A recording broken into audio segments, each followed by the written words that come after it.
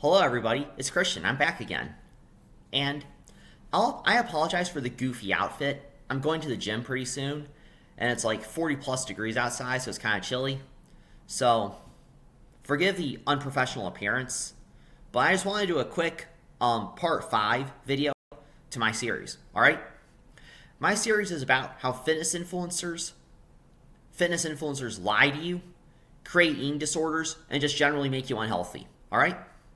We're looking at 7 red flags that fitness influencers might fall into when they're giving you diet advice. More specifically, we're looking at Paul Saladino, Abbew, and Mario Rios being some of the worst offenders, if you will, when it comes to these red flags. So this is part 5 of the series, and thank you for watching. I appreciate it. First things first, we're going to go to part 5 of this video series. Part 5, sorry. I just woke up, so sorry for the appearance. Anyway, part 5 is going to discuss the 4th red flag. Alright? Red flag number 4 is where an influencer dismisses protein supplementation as being unhealthy. Simply put, if there is a fitness influencer who says it's not healthy to consume protein supplements, that's a red flag, and that drops the influencer's credibility a lot. Alright? This 4th red flag applies to Paul Saladino, Abbew, and Mario Rios. It applies to all of them, alright? Paul and Mario both dismiss protein supplements as being heavily processed and therefore not healthy to eat. Abbew is not quite as extreme, but he nonetheless considers protein supplements as being suboptimal relative to more animal-based protein sources. Think like meat, eggs, and cheese, for example. Now, when I'm saying influencers that dismiss protein supplements as being unhealthy, I'm counting protein bars, protein powders, and protein drinks in general in that protein supplementation category. So it's a very broad category. So the 4th red flag, like I said, is if an influencer considers protein supplements to be unhealthy, that's a red flag. Well, we're going to look at the science here. I have a lot of academic sources with me, and these academic sources show that protein supplementation is healthy and it improves health outcomes. So let's dive into it. All right, what we have here, the first study we're going to look at is a 2016 study. This 2016 study was published in Nephrourology Monthly. All right? In this 2016 study, there were 61 dialysis patients. These 21 patients were split into 3 groups. 19 patients who were receiving dialysis received a protein supplementation during the dialysis. More specifically, these 19 patients received a protein isolate, a whey protein isolate. The second group had 20 patients, and these patients received a branched-chain amino acid supplementation. Branched-chain amino acid, or BCAA, is basically a version of protein supplementation. Finally, the last 22 patients were in the control group. This control group received no protein supplementation at all. All right? So these 3 groups all received dialysis. The only major difference was whether they got protein supplementation. And the dialysis period lasted, the dialysis and the protein supplementation, at least for the first 2 groups, lasted 2 months. So it was a decent amount of time. Now, at the very beginning of this study, all of the patients had inadequate dialysis. However, things changed at the very end of the study. The group that supplemented with the whey protein isolate significantly improved their dialysis adequacy at the very end of the study. So in other words, the group that consumed the whey protein isolate, their dialysis adequacy went up and therefore they got a lot healthier. That's good. The protein supplement isolate was very good for them. The group that received BCAA supplementation also significantly improved. The group that supplemented with BCAAs also improved their dialysis adequacy. So for them, the BCAA supplementation was healthy and good for them. Great. The control group received no protein supplementation at all. They had virtually no improvements in their dialysis adequacy. So, in this 2016 study, the dialysis patients who received protein supplementation or BCAA supplementation, their dialysis adequacy improved and they got healthier. The group that received no protein supplementation at all, their dialysis adequacy did not improve. And so, what this study shows is that for dialysis patients, protein supplementation is very healthy and good for them. Now, let's look at another study. This study was published in 2022. This is a 2022 study, and this study is a meta-analysis published in the academic journal Nutrients. A meta-analysis, for all you that don't know, is a combination of a lot of studies, basically. So, no computer, I don't want to update. Sorry. I'm recording this on my computer. I don't know if you can tell. But anyway, we're looking at 2022 meta-analysis published in Nutrients. All right? And this meta-analysis looked at protein supplementation with patients that had, well, the meta-analysis looked at a lot of studies.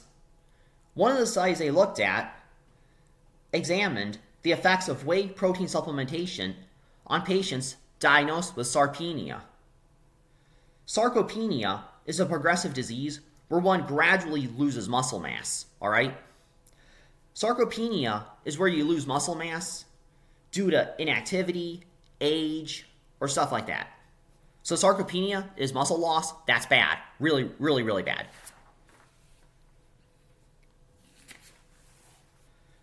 All right? So,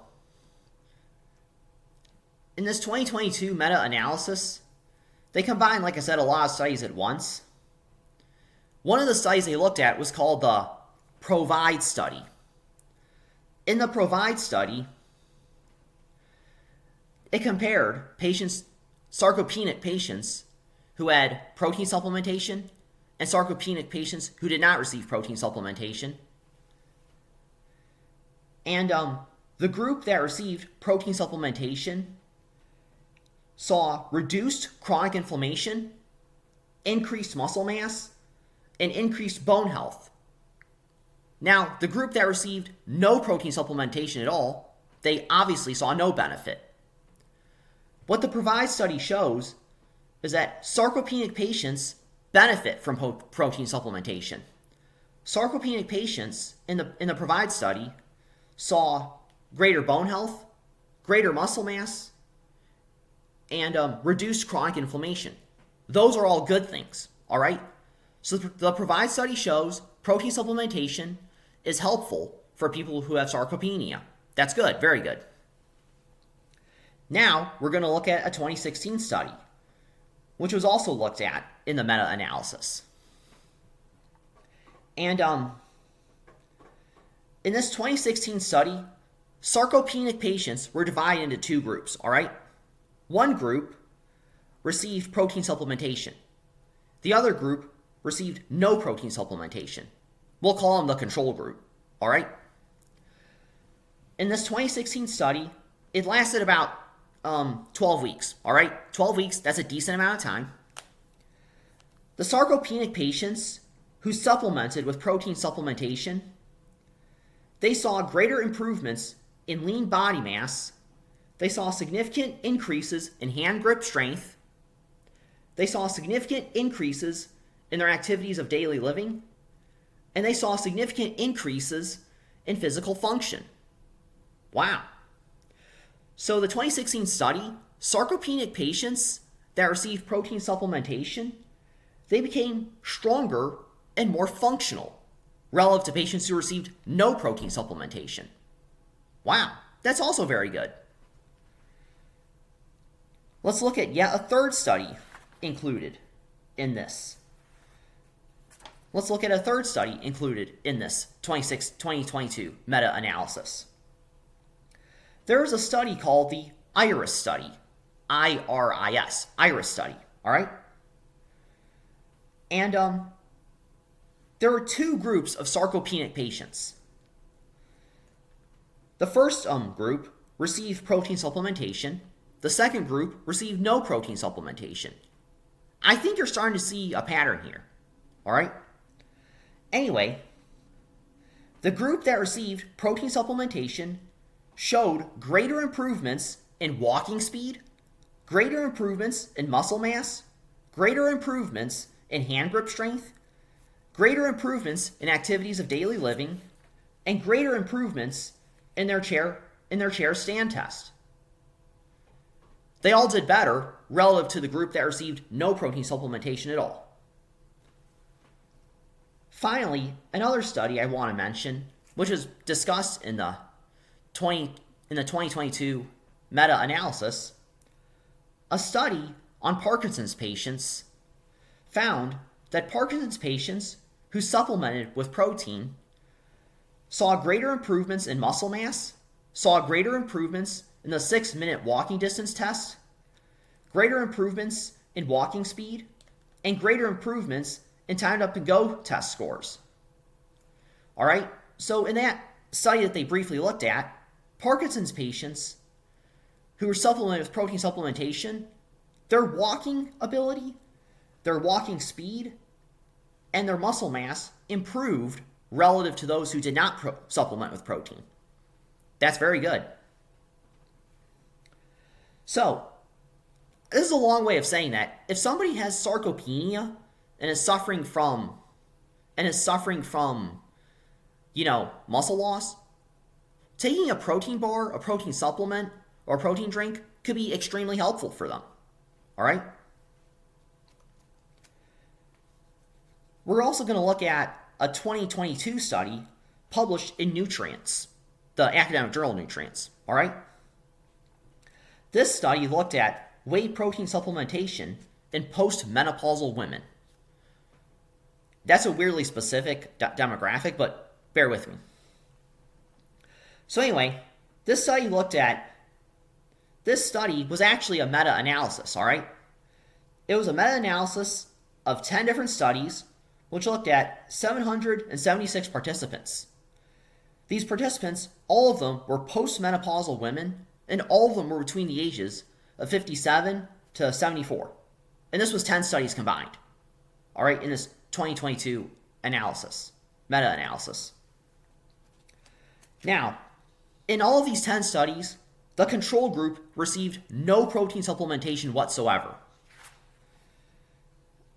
In 8 of the 10 studies, the supplemented group received a whey protein supplement. In the other 2 studies, the supplemented group received skim milk plus a whey protein isolate. Whatever the case, in all 10 of these studies, the supplemented group received some kind of a protein supplementation. All right? So, what the studies found was that postmenopausal women who supplemented with whey protein showed more fat loss and more body weight loss compared to the group that did not supplement with protein. So the women who supplemented with protein, their body fat went down and their body weight went down, which is good. They also found that postmenopausal women who resistance trained and then supplemented with protein saw more muscle mass increases compared to women who did not supplement with protein. So protein supplementation is healthy, according to these studies. Okay, I'm going to have to cut it here, but I'll see you in part 6. Take care.